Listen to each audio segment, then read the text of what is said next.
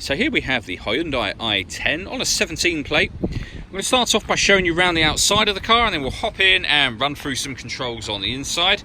From the outside you can see it's a 5-door car with alloy wheels and tinted windows.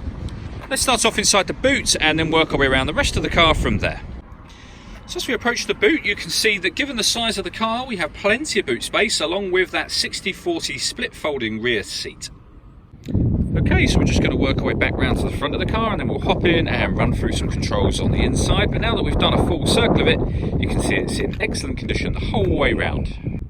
Just briefly before we climb in, I think it's well worth seeing the interior from this exterior point of view. There's plenty to run through on the dashboard, so let's hop in and we'll do that right now.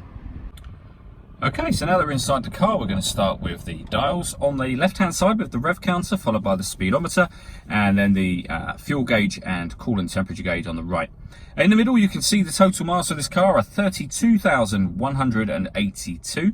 You can change the information that's displayed above that by using a button on the steering wheel. You can also reset that information should you be going on a longer journey. If we back out to the steering wheel, the buttons I was using just a moment ago are here. We've got cruise control and speed limiter above that.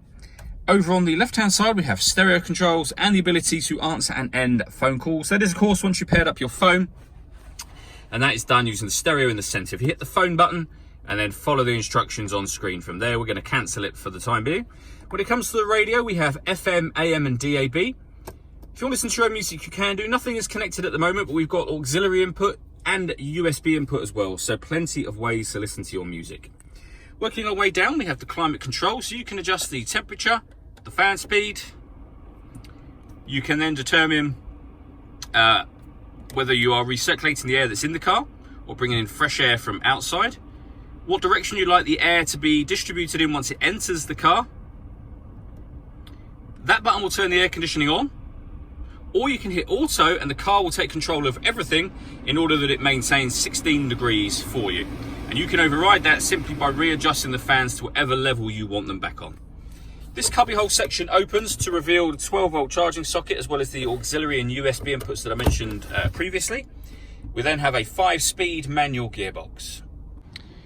All that leaves me to say is thank you for taking the time to watch this video. If you'd like to come and see the car in person and have a test drive, please feel free to call any of our MJA sites.